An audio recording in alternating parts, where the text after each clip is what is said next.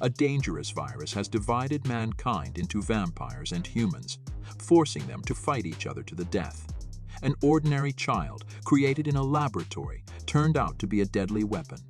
Will maternal instinct be able to protect humanity from this grave danger? Watch fantastic recaps by fans of the movies. The movie is set at the end of the 21st century. The plot begins with an attack of a group of unknown fighters on a research base. But, as it turns out, they were ambushed and all the attackers are killed. 3 investigators examine their bodies and come to the conclusion that they are hemophages. The structure of their teeth shows fangs like vampires, which is considered their distinguishing feature. They discuss how the attackers wanted to take the blood, but then think they wanted to contaminate it, not steal it. One of the detectives notices the blood on Detective Cross' hand and kills him on the spot. This shows that the infection is instantaneous, immediately after coming into contact with the blood. The main character, Violet, begins the story of how humanity got into this situation. A military laboratory in the United States discovered an ancient virus that it wanted to use to modify soldiers to make them more resilient and invincible on the battlefield. But the microorganism was accidentally released outside the lab and spread as a highly contagious disease around the world. At first, the infected were required to wear special bandages to indicate the presence of their disease.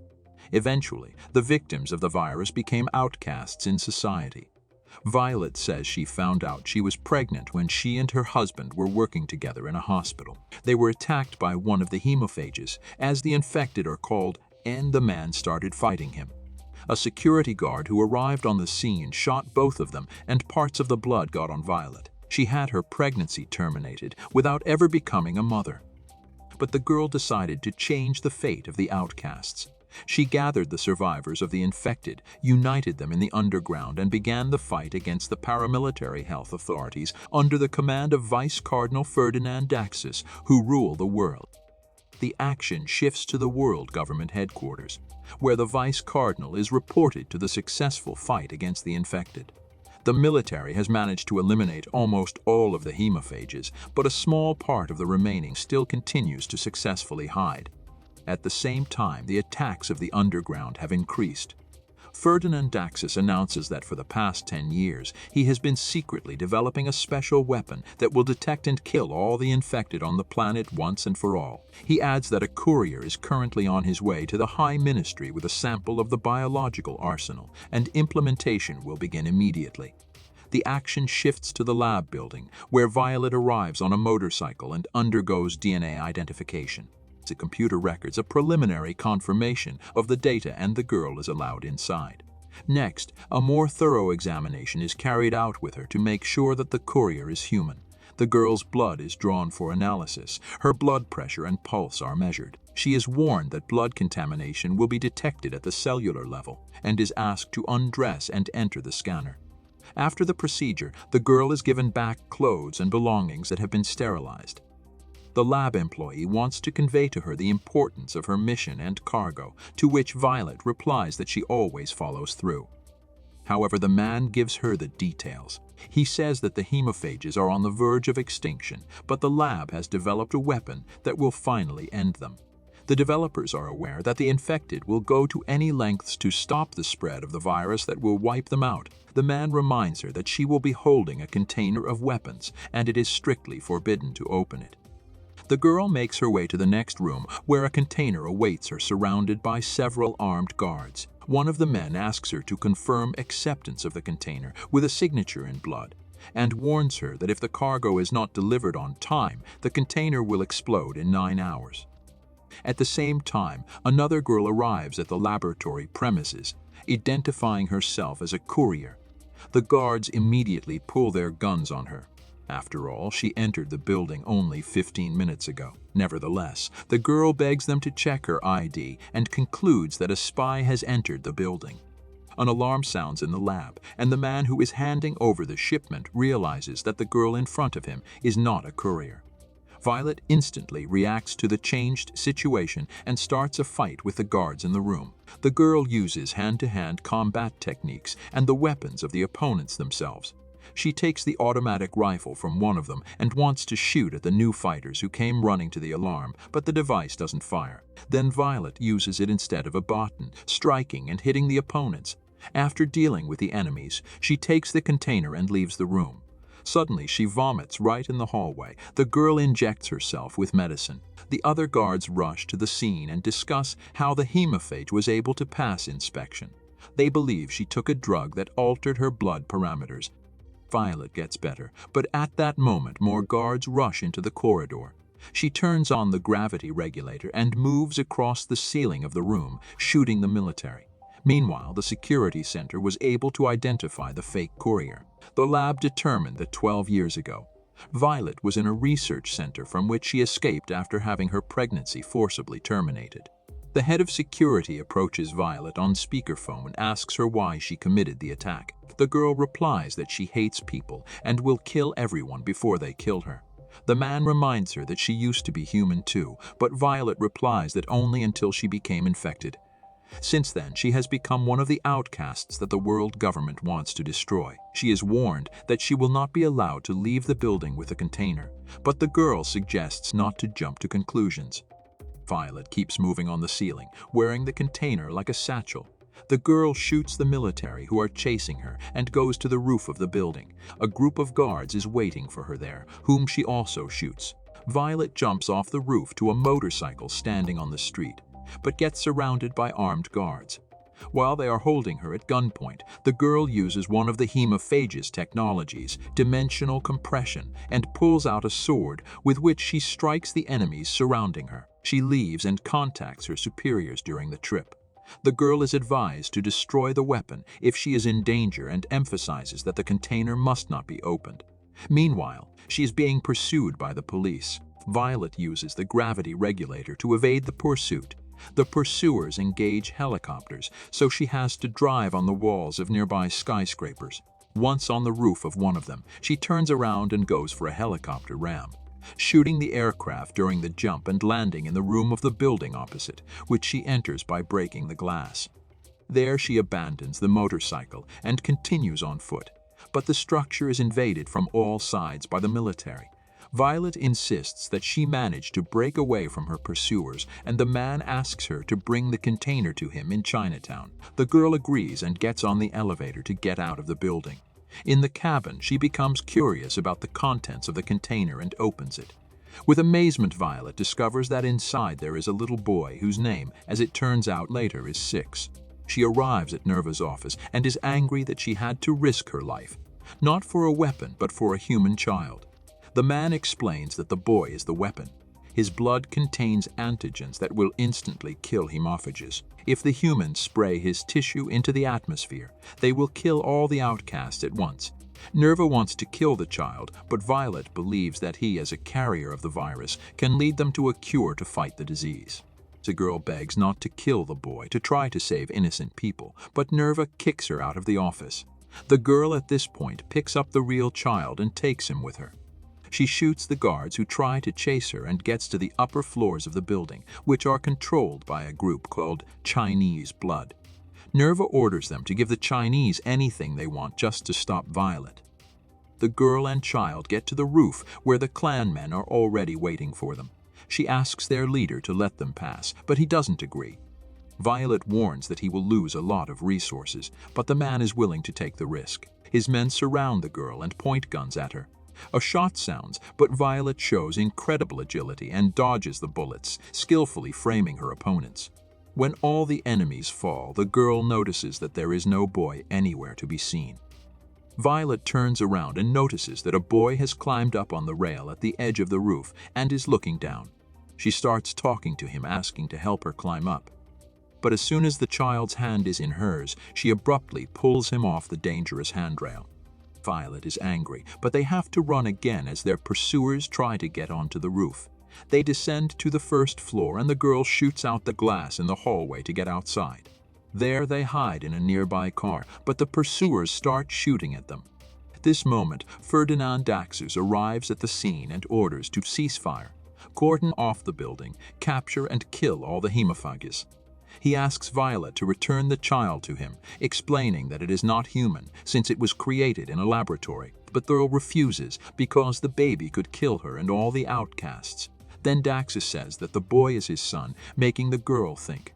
But looking in the rearview mirror, she notices the military that surround the car and realizes that the interlocutor wanted to buy time. She sharply maneuvers the car, hitting the armed men, after which she opens fire on the door and approaches the subway station. Together with the child, they throw themselves inside the premises and continue to run. The girl shoots back from the pursuers. They board the train and find an empty carriage. Violet explains to the boy that she saved him because she believes the antigens in his blood can save her. She warns that she would kill him in a hopeless situation. The fugitives get off at another station, and Violet calls her friend Garth and tells him what has happened. He asks her not to bring the boy to him. He doesn't want to risk his research for the sake of one child. Meanwhile, Violet tries to talk to the boy and at least know his name. The child shows the number 6 on his fingers. Armed men start appearing at the station, and the girl wants to take a blood sample from the child, but he resists. Violet begins to threaten him, and the boy warns her that he will attract attention with his screaming, surprised that he can speak and understands her. The girl stops her attempts and leads 6 out of the building. On the way, she learns from the boy that Ferdinand Daxus is unaware of his ability to speak. He considers him just biological material with no brain activity. The boy himself doesn't understand what is going on around him either. Violet talks about the war between humans and hemophages. She says that although the antigens in his blood are designed to kill outcasts like her, there is a chance they could help find a cure for the disease. Despite Garth's objections, Violet comes with a boy to him. She has nowhere to run. Both humans and hemophages, led by Nerva, are looking for her.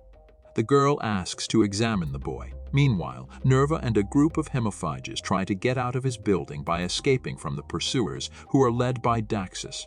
They eliminate all his guards and bring the head of the government into the room. The man is not afraid of the hemophages and quickly slays 3 of Nerva's guards, while the leader himself offers to discuss a number of issues.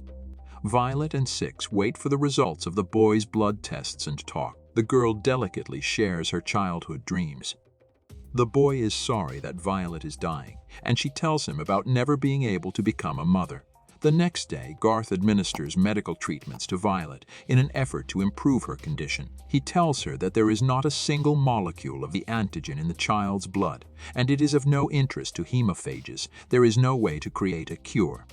In addition, 6 is very radioactive, and his body contains a tracking sensor with an accuracy of 100 meters. The interlocutors cannot understand why people guarded the child so carefully and hemophages so eager to get him. Only one thing is known for sure. Some substance in the boy's blood is killing him. Garth believes that 6 will live no more than 8 hours. The girl takes her weapon, which she kept at her friend's house, says goodbye to him and leaves with the boy. They continue to run, and Violet realizes that her phone has been compromised.